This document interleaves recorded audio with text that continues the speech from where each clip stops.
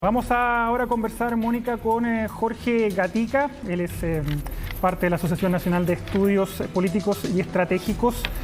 Muchas gracias, Jorge, por estar con nosotros.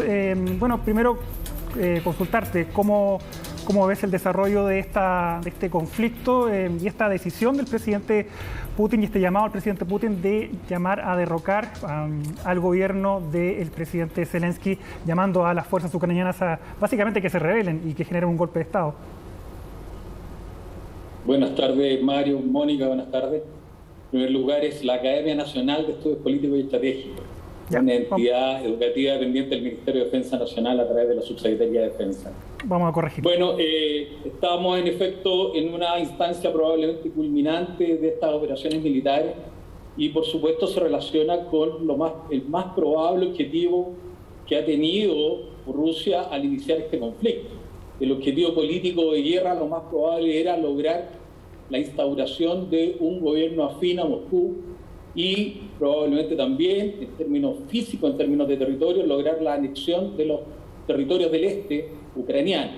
Dado que se estaría configurando probablemente ante la inminente caída de Kiev y a partir de ahí entonces el colapso del gobierno ucraniano, dado que se estaría configurando la consecución de ese objetivo político, es muy probable entonces que se intente pasar a una siguiente etapa, entendiendo que el empleo del potencial bélico es un recurso extremo, después que todo el resto de los elementos de poder, los instrumentos de poder que tiene un Estado ya han fracasado. En este caso, fracasó la diplomacia, fracasó el intento de lograrlo a través de presiones. Por tanto, Rusia, en esta escalada del uso de recursos, decidió emplear el recurso militar. No obstante, por supuesto, eso tiene sus límites y, en particular, asumiendo que lo que pretende Putin es lograr un país cercano, instaurar un gobierno cercano a Moscú, por supuesto, querrá crear el mínimo de daño, particularmente a la población civil.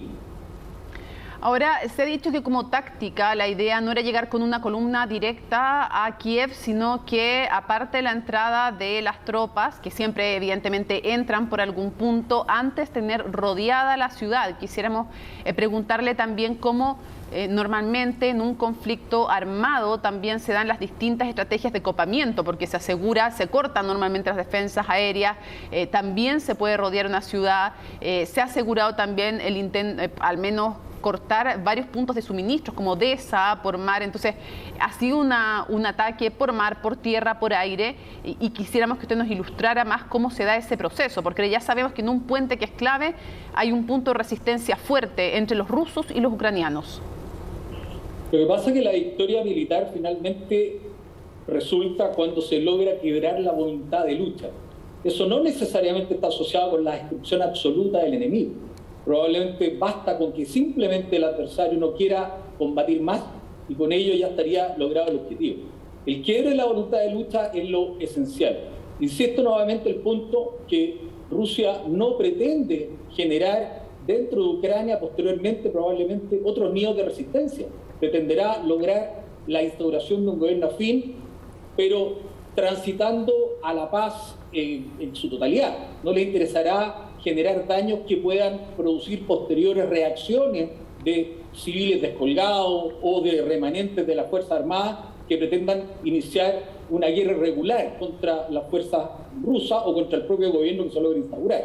Entonces, quebrada la voluntad de lucha, habiendo colapsado todo el sistema de control de nivel político, pareciera ser que el estratégico ya colapsó en los primeros días de operaciones, ya estaría probablemente el objetivo político de guerra a punto de cumplirse y con ello estaría terminada la fase bélica. La OTAN hoy día anunció que por primera vez en su historia activó esta estrategia de fuerza rápida de respuesta. Básicamente, ¿qué tiene que ver ese anuncio en cuanto a este conflicto? ¿Se refuerzan los países que están más al este de Europa? ¿Cuál es básicamente este anuncio que comprende este anuncio de la OTAN? Sí, lo que pasa es que la OTAN ya definitivamente dio muestras claras que por Ucrania no va a hacer mucho más en lo militar. Entonces lo que está intentando hacer es que esto probablemente no se irradie a otros países que, ya recordemos que en el año 97 hay varios países de la Federación Rusa que se han ido anexando a la OTAN, al pacto, ¿cierto? Entonces lo que están intentando hacer es primero generar un mensaje de tranquilidad a los que son parte de la OTAN, que ya están. Ucrania, recordemos, que está por hacerse parte, no lo es. Primero es un mensaje de tranquilidad y segundo tiene que ver con una disuasión probablemente para eventuales intenciones rusas de ir más allá de lo que estaba considerado. Pero pareciera ser que la voluntad de la OTAN o de los países de la OTAN no están por entrar a la guerra con Ucrania. No nos olvidemos que los países que conforman las alianzas, como es el caso de la OTAN, no solamente tienen compromiso con la alianza, también tienen sus propios intereses y también tienen sus propios objetivos y también tienen que rendir cuenta a sus propios ciudadanos. Por tanto, muchas veces esta intención de la multilateralidad choca con los intereses propios de cada uno de los países. Y ya vimos que no hay interés real por parte del resto de los países de la OTAN, particularmente los más importantes, Europa, Estados Unidos, de iniciar un conflicto armado. Ahora sería bueno también si nos ayudaras a calibrar la diferencia de fuerzas en términos de los ejércitos que se están enfrentando entre el ejército de Ucrania y el ejército de Rusia. Nos referimos en cuanto a número de hombres, tipo de armamento, pero además, que creo que es algo que es importante considerar, los refuerzos según los aliados que tiene cada uno, porque si Rusia necesita posiciones en Bielorrusia, armas, también puede acudir a aquello, por ejemplo, o puntos estratégicos como Crimea. ¿Cuáles son las fortalezas, las debilidades de cada uno de los ejércitos que se están enfrentando aquí? Bueno, sin duda alguna estamos frente a una asimetría impresionante. O sea, la capacidad militar de Rusia es 4 o 5 veces a 1, dependiendo del tipo de material, con respecto a Ucrania, independiente que Ucrania ha recibido en el último tiempo bastante armamento y bastante apoyo desde Occidente. Sin embargo, no se alcanza a solucionar una capacidad militar en tan poco tiempo. Una capacidad militar se demora mucho tiempo en desarrollarse. Tiene que ver con entrenamiento, tiene que ver con doctrina, tiene que ver con moral. Un instrumento militar no se improvisa. Por eso es tan peligroso pensar de repente que uno puede usar Fuerzas Armadas simplemente tomando un ciudadano y poniéndole un fusil.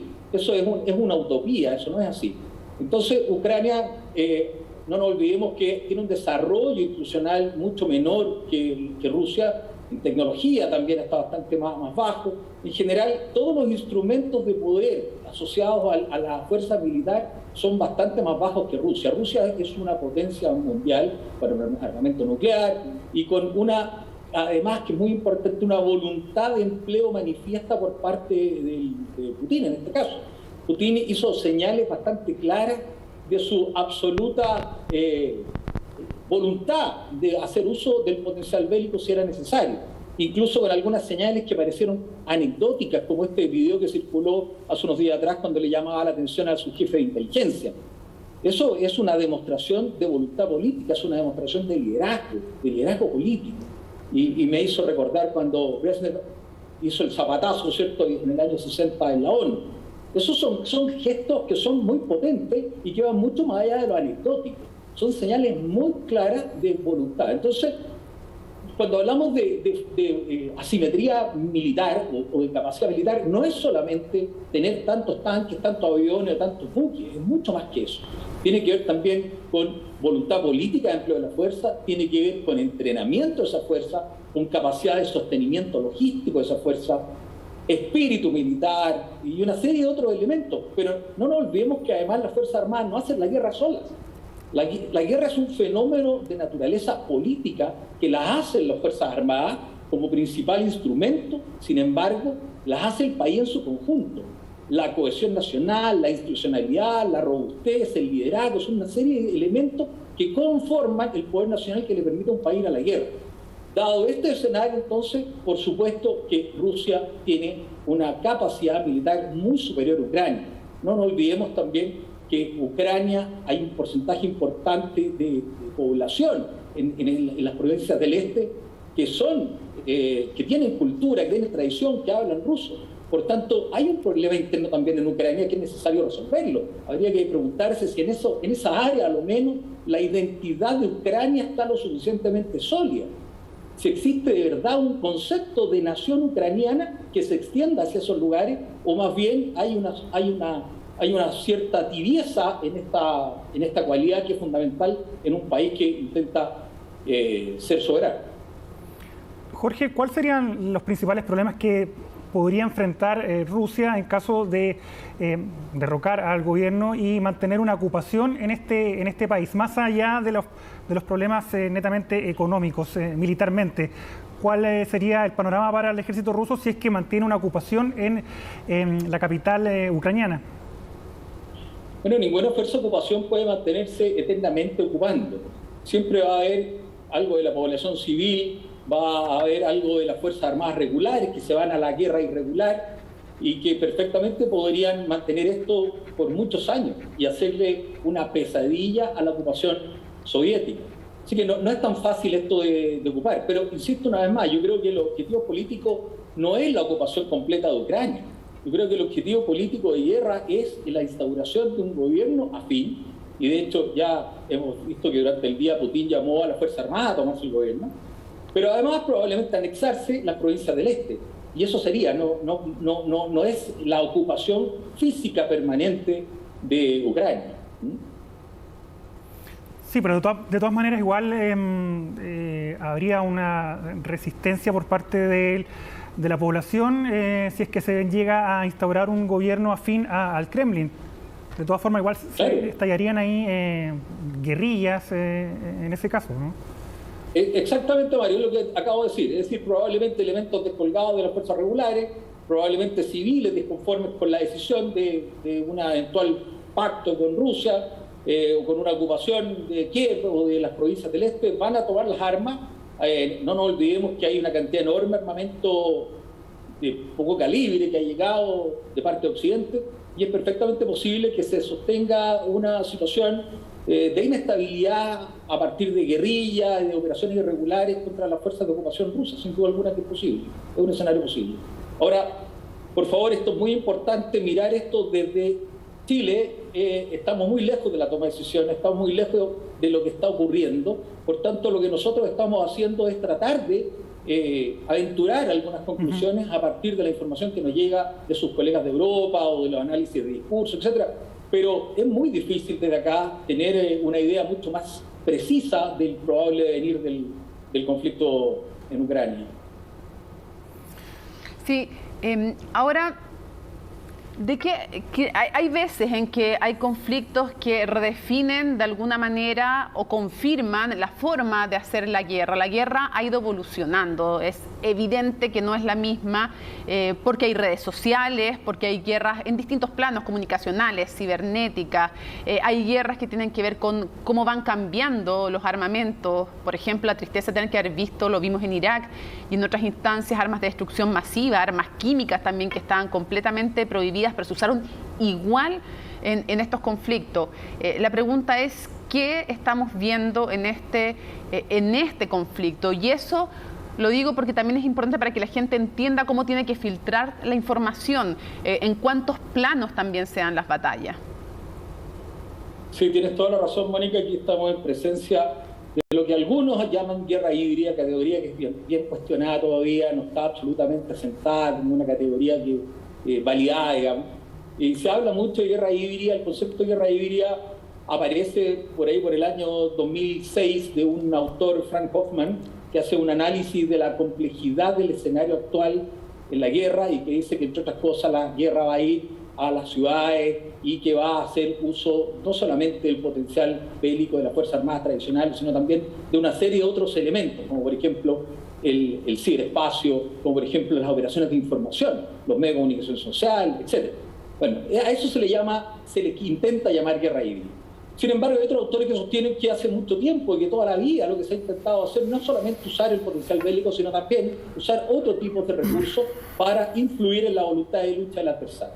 Pero aquí, insisto, una vez más se está usando con mucha fuerza la categoría de guerra híbrida, y una de las principales características de esta modalidad de guerra es que ya se mete definitivamente en los sitios poblados, se mete en la población, se mete en la psicología del ciudadano que está sufriendo los rigores de esta guerra. Deja de ser una lucha de fuerzas convencionales, tanques contra tanques, infantería contra infantería, y pasa a una guerra bastante más laxa en términos de ubicación geográfica, con enemigos que no se sabe muy bien quiénes son, dónde están, quién los manda, muy descentralizado, con liderazgos muy descentralizados, con una serie de otros elementos que influyen directamente, como por ejemplo las operaciones de información, los medios de comunicación social, el uso de las redes sociales. De hecho, hemos visto ya en estos días la cantidad de fake que han aparecido de diferentes partes, interpretaciones que han aparecido de diferentes partes, unos acusan de algo, otros acusan de otro, que tampoco son novedades, se ha visto bastante en los últimos conflictos.